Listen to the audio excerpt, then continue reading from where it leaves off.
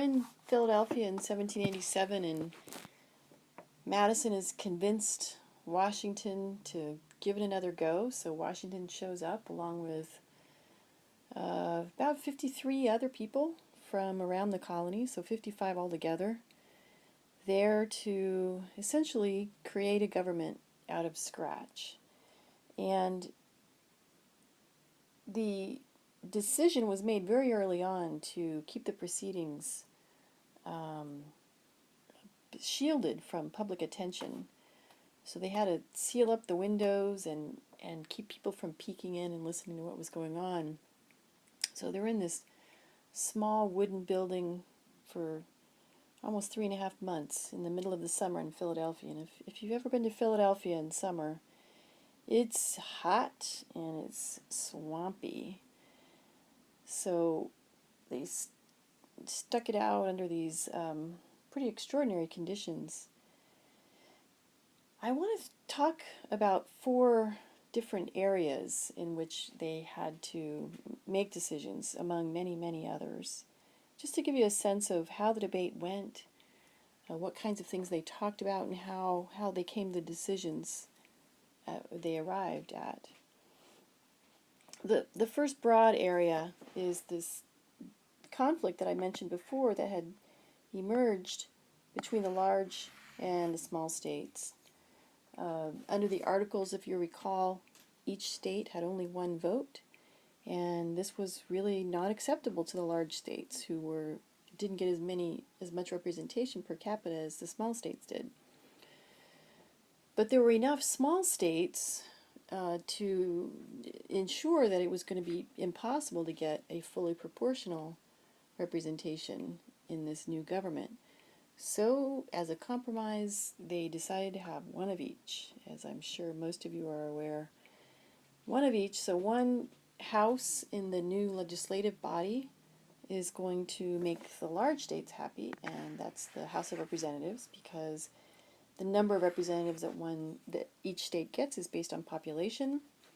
And the other is the Senate, and the Senate is going to make the small states happy because everybody's going to get 2, no matter how many people you have. So just to give you an example of how this works out today, California has 53 representatives in the House. Of course, there was no California in 1789 when this went into effect. But today, California has 53 people in the House of Representatives, and Wyoming has just 1. But we both have 2. And this arrangement makes our upper chamber, our Senate, one of the most malapportioned legislative bodies in any of the liberal democracies. It's a pretty extraordinary situation. So, we have 39 million people in California, of course, so that means each of our 2 senators represents almost 20 million people, whereas in Wyoming they have 600,000 people, so they each represent 300,000. So obviously the state of Wyoming has a lot more representation, a lot more influence per capita in the Senate than California does. But it's worth mentioning that at this point, even the House is very malapportioned. So each of our 53 people represents about 765,000 people, I believe, to Wyoming's 600,000. And that's because we capped the number of representatives in the House at the beginning of the 20th century to be 435. So you can't go above that. And the states with large populations end up getting more and more malapportioned, or they get less and less representation as there are more people.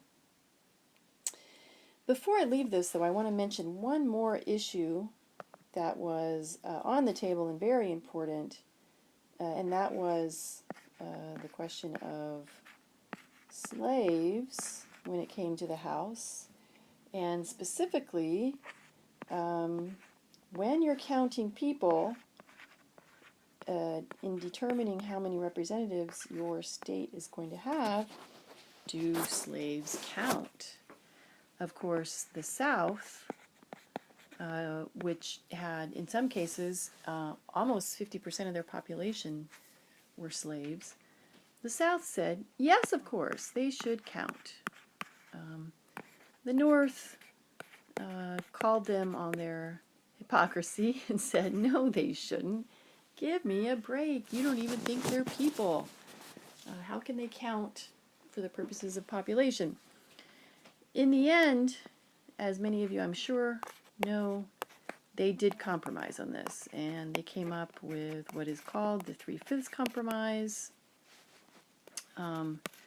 so that one person, one slave would count as 3/5 of a person, or you could think 5 slaves amount to 3 people for the purposes of counting population. Now, this doesn't mean that slaves were going to have a vote or be citizens or anything like that. It just means that when you're counting bodies for the purposes of representation, do you count those?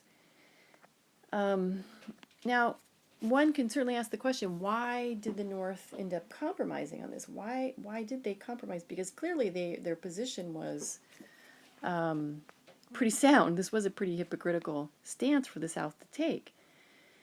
Well, the reason that they compromised was very simple, and that was that the representatives in Philadelphia, they wanted this to pass. And if they had not agreed to count slaves for the purposes of counting population, the South would have ended up with only 35% of the seats in the House.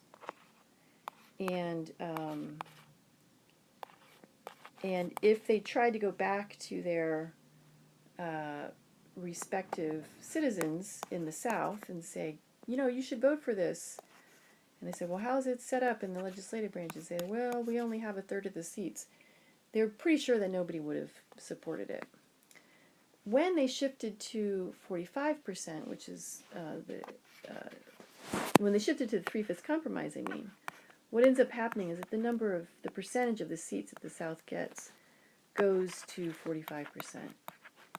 And they were pretty sure that they would be able to sell this to their citizens in the South if they could say that they got 45% of the seats.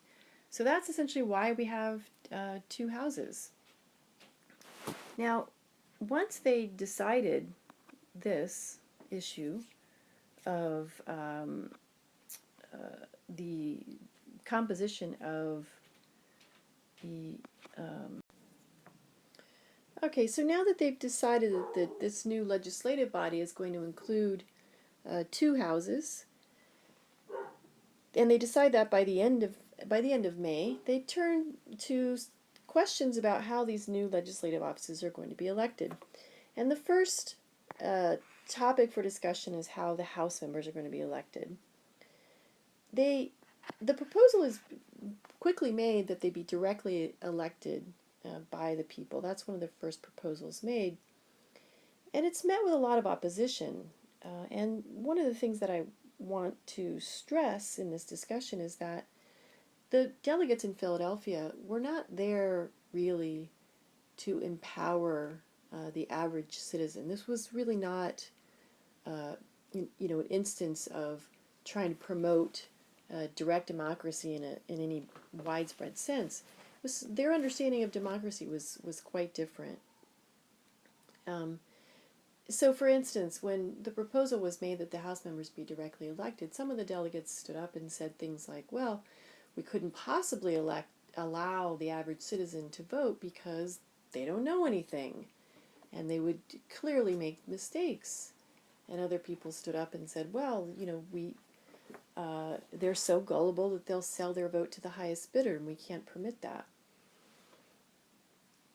There were, though, a couple of speeches that were influential in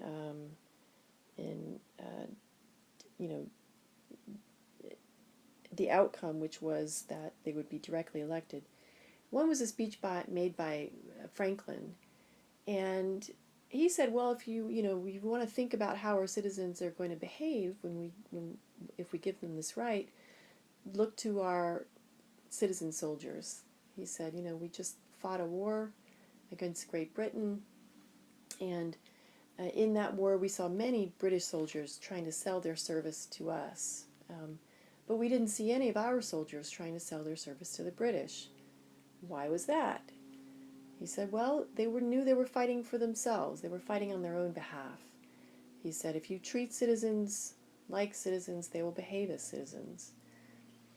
Madison made a speech as well in favor of direct election of the House members, but his was a little bit different. What he said was that if at least one of these offices is not directly elected by the people, then the people will not think of this government as their own.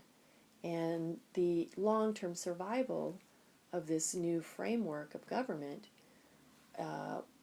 was dependent upon the people thinking of it as their own. Now, one thing to point out about this is that it's quite a departure from anything that's gone before. Under the Articles of Confederation, each state had one vote, and those representatives in the legislative branch, they were chosen by the state legislatures. So the central government under the Articles was essentially a government comprised of states, right?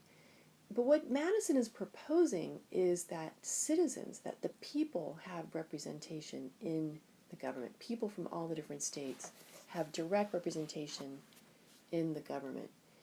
This new central government. That was quite unlike anything that had gone before. And it's part of the reason that later, when the Senate, let me just say first, when they turn their attention to the Senate, they decide that the Senate is going to be indirectly selected by the state legislatures, just like it was under the Articles of Confederation. So there's not a direct election. The state legislators chose the senators. When later on, when we revise this to provide for a direct election, and we do that in 1913, many years later, the opposition to that is based on the idea that the states will no longer have representation in the federal government. And so we essentially, in 1913, sort of made the Senate like the House in that it's a representation of people. So it's quite, this idea is quite a new idea in 1787. But this is what they do. So the direct election is confined to the House, and the Senate is going to be indirectly elected, chosen by the state legislators. The attention then turns to the term of office, and now that they have decided that the House is going to be directly elected, there's no way that this is going to be a long term of office. So the argument quickly turns to the sense that, well, if we're going to allow the people to directly elect House members, we need to make sure the term's really short, just in case they make a mistake, so that they can fix it quickly. So 2 years, and they decided on that, I think, at the beginning of June, so very early in the convention. Now, when they turn to the question of the Senate and the term of office of the senators, it's with the understanding that they're going to be indirectly elected, or indirectly chosen by the state legislators. And so there's a sense that the term should be longer, that this is going to be a body in which the people selected are going to have a sort of a longer term outlook. They're not going to be so swayed by local concerns or by short-term considerations. One argument proposal actually is that they be selected for life. Hamilton proposed that. Madison was holding out for 9 years. They eventually settle on 6 years. So that's why the Senate's term is much longer. This is what they talked about at the convention. They next turn to the question of property qualifications. Are the people voting for House members going to have to own property before they can vote? One delegate at the convention, John Adams, argued strenuously that there should be property qualifications, because he argued that really the only fit citizen is one who owns property. They're the only ones with something at stake. They eventually decided not to put property qualifications in. mostly because they wanted to just to leave it up to the state governments. So a lot of the states at the time already had property qualifications. You couldn't vote unless you owned some property or paid a certain amount of taxes, depending on what state you lived in. So these are some of the issues around the legislative branch. Let me move forward. Okay, now we can, sorry.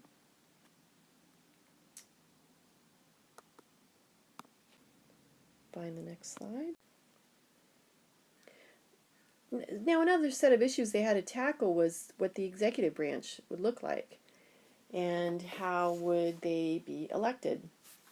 Remember, under the Articles of Confederation, there was no executive branch, and this was seen as one of the major problems. When they discussed the executive, however, a lot of the attention turned to the executive's role in foreign policy. And the main debate was between whether there would be a chief executive in a single person who might be called a president that was proposed at various points, or whether there would be a council of people. Madison's proposal was for 3 people who together would be the executive power. There were a couple of reasons that they ended up kind of settling on the idea of a single person. One was that in the arena of foreign policy, the really the model that they had was strong executives, kings, and the idea that one could send a council of people, maybe 3 people walking arm in arm to sit down and meet with the king, seemed ridiculous to some of the people at the convention. And so there was a strong sense that there needed to be a single person who could carry the agenda of the United States in an undivided way to another chief executive. Was one of the reasons they settled on the idea that it would be a single person and not a group of people. Clearly, though, from the writings of people who were at the convention, it was the decision was also influenced by the presence of George Washington. There was a sense that everybody that was there kind of knew that Washington would be the first one that they would select. And, much of their concern centered around the fear that if they did settle on one person, that person would crown themselves king and sort of take away the electoral power. Now, everybody knew George Washington, and they knew that of all the people on Earth, George Washington would be really the last person to crown himself king.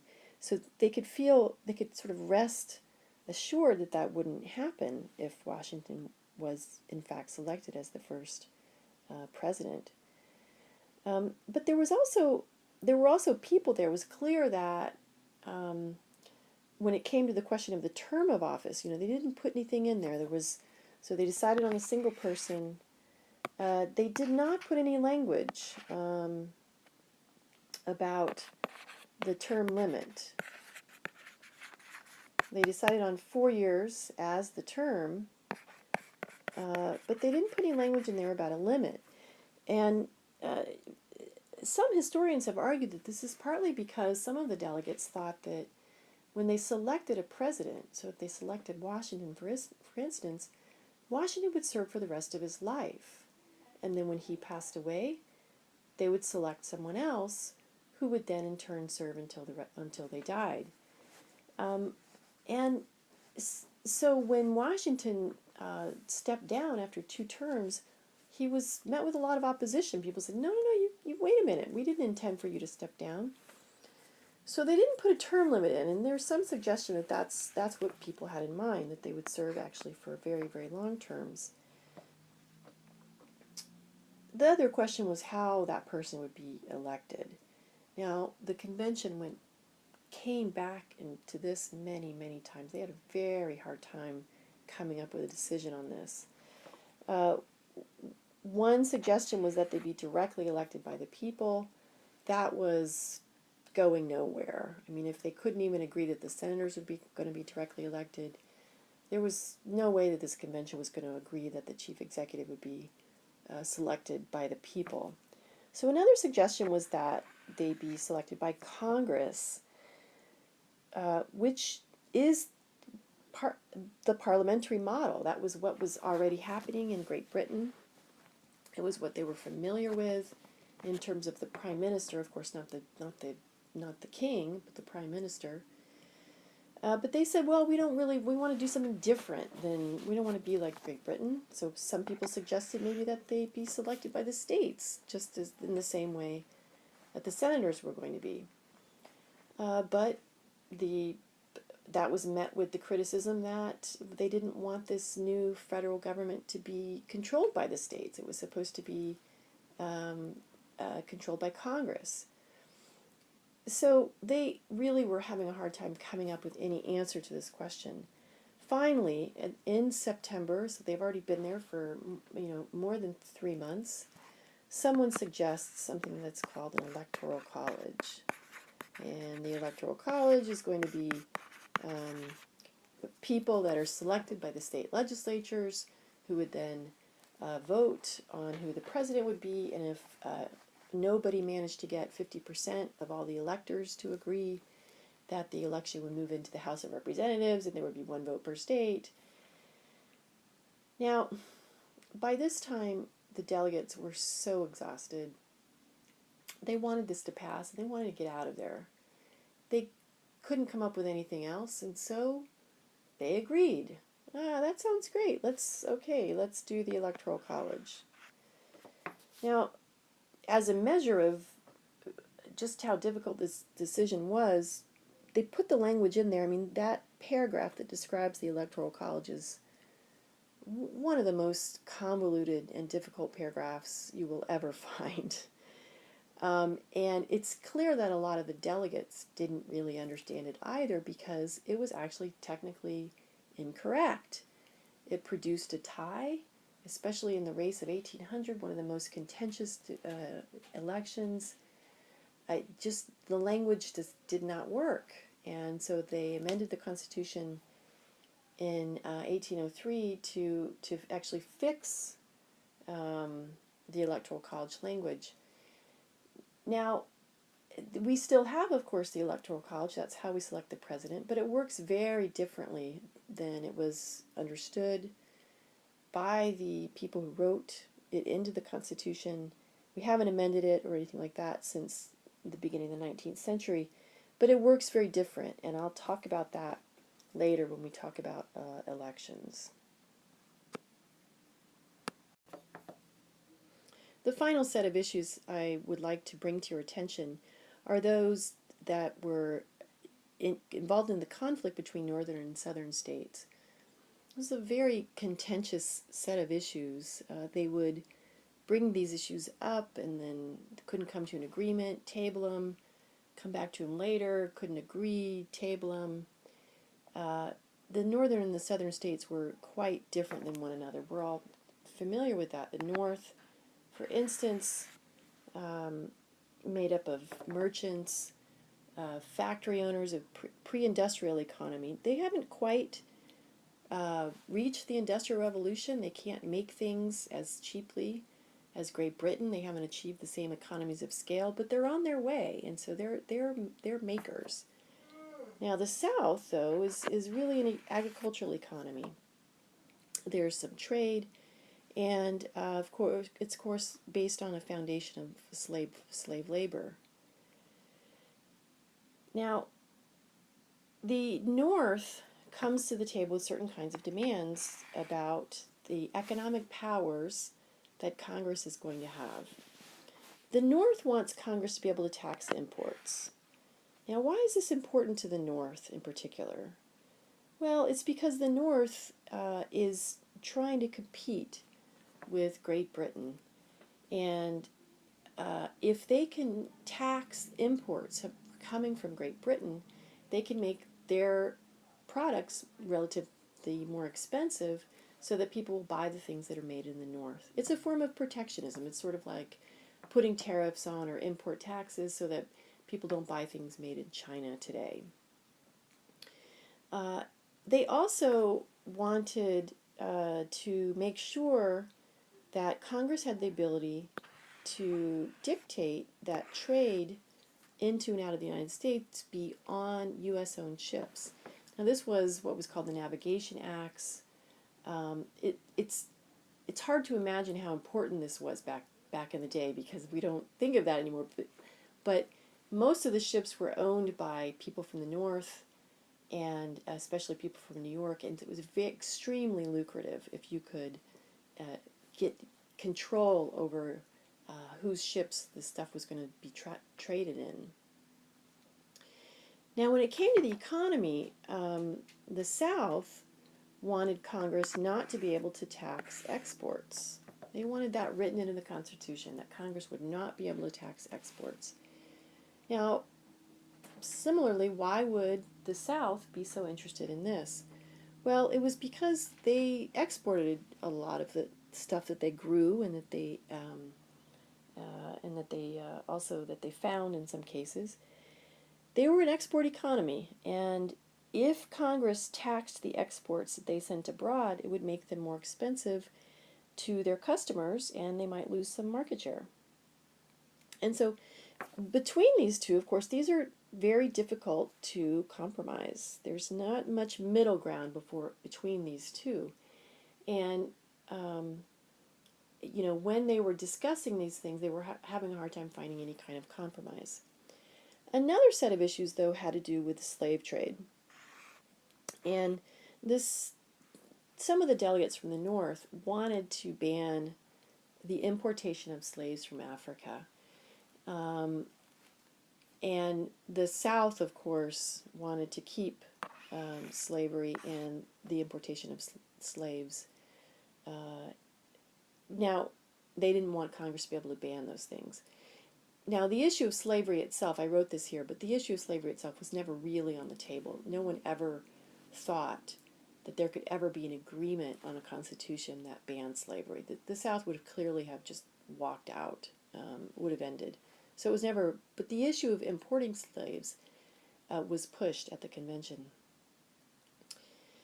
Now, what happens at the convention is a really good example of lawmaking in general, of the compromise that sometimes is required in order to make progress on laws.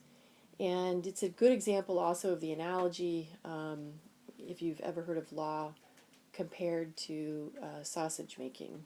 You end up with something you kind of like, but you don't really want to see how it's made. Lawmaking is something sometimes like that. And in order to make progress on these seemingly unrelated issues of exports and imports and the slave trade, they had to include all of them. Now, let me just illustrate what I mean. One way that you can think about this is to assign each one of these positions a letter. Let's say that this position here is a big C because it's a strong it's a strong trade position. It gives Congress a lot of power. So we're going to call this a big C. And we're going to call this one over here a little c. Fairly weak power. Congress doesn't have very much power over commerce.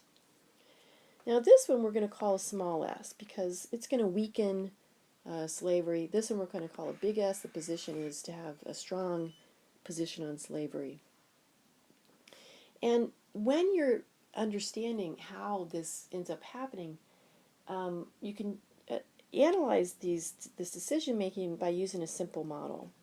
Let's ask the question, let's assume that instead of deciding these separately, are we going to tax imports or not tax exports, let's assume that we're going to do it together and we're going to have a pair of preferences. And we can ask the question, for the North, what is their top preference? In terms of a commerce position and a slave position, what would their top preference be? Well, the top combination for the South, the most preferred policy combination, is a big C and a little s, right? And then you can move to their second position, because what we're doing in negotiation is we're trying to find areas of agreement, right? Their second most preferred policy position, again, is with a big C, but paired with a big S. Because the North would really, they would rather, imports are much more important. So they're willing. So the big S is their second preferred.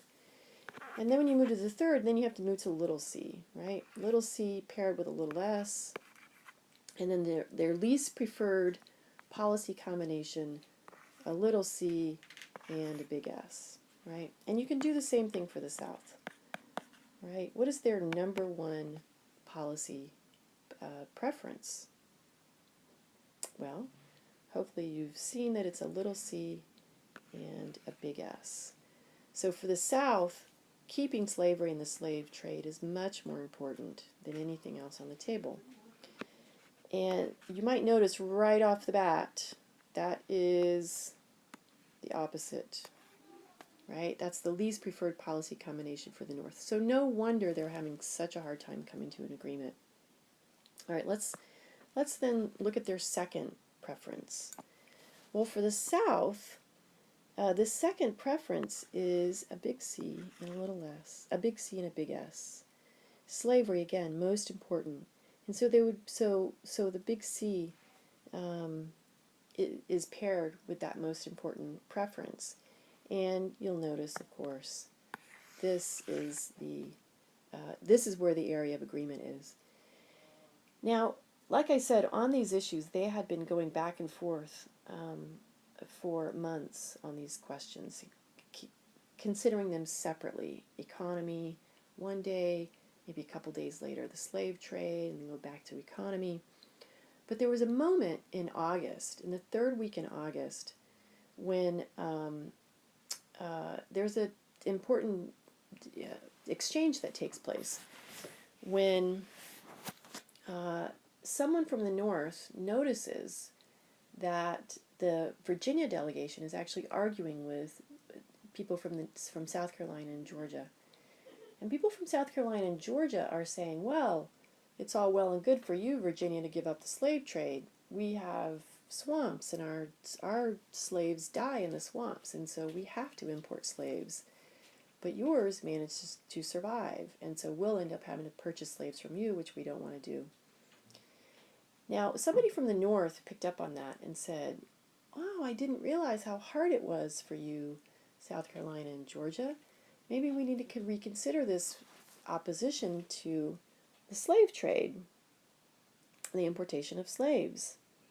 Now, with that little give to or expression of empathy from the North to the South,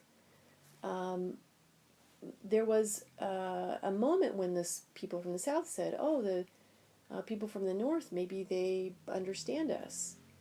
And the governor of Pennsylvania at that moment says, oh, well, maybe these things may form the basis of a bargain among us. And they take it and send it to a committee and come back with an agreement. Now, what Governor Morris from Pennsylvania might have realized is precisely this possibility of moving to their second choice. Both parties moving to their second their second preferred policy combination as a way to move things ahead. It was almost as if Governor Morris had a light bulb go off in his head.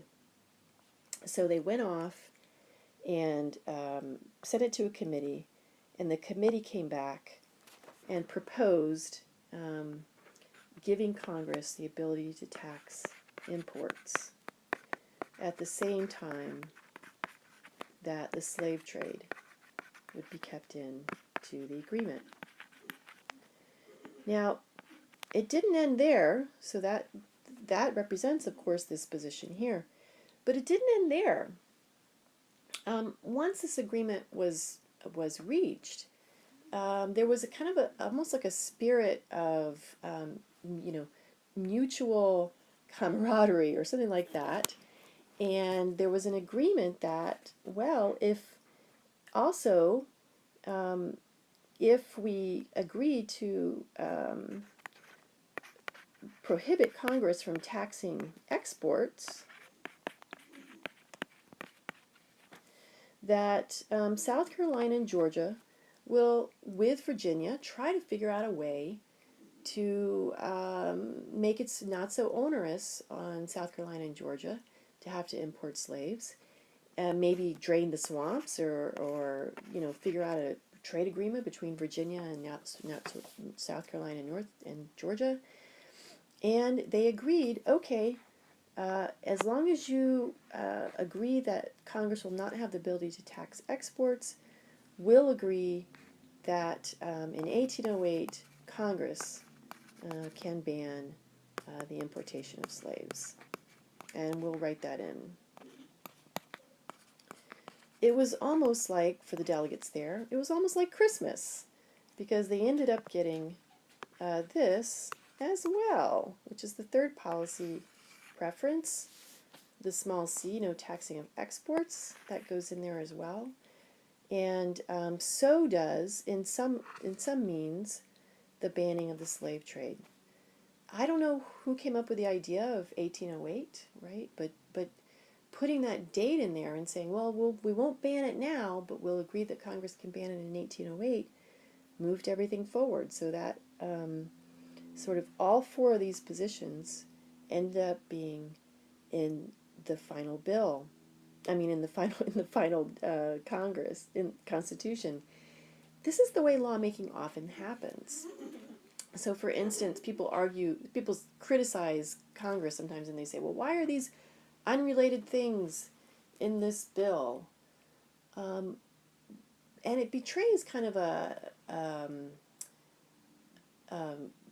naivete about the way the lawmaking process happens. Lawmaking is almost never a situation in which there is one policy on the table, both sides come, they debate it, they come to some kind of an agreement, everybody is in consensus about it, and then the law is passed about that one issue. Much more often, in order for an agreement to take place and for a law to be passed, there's a negotiation among issues that are somewhat unrelated. And this is a facet of lawmaking that's crucial to the success quite often.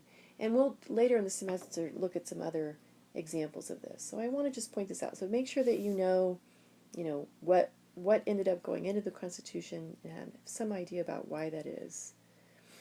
All right.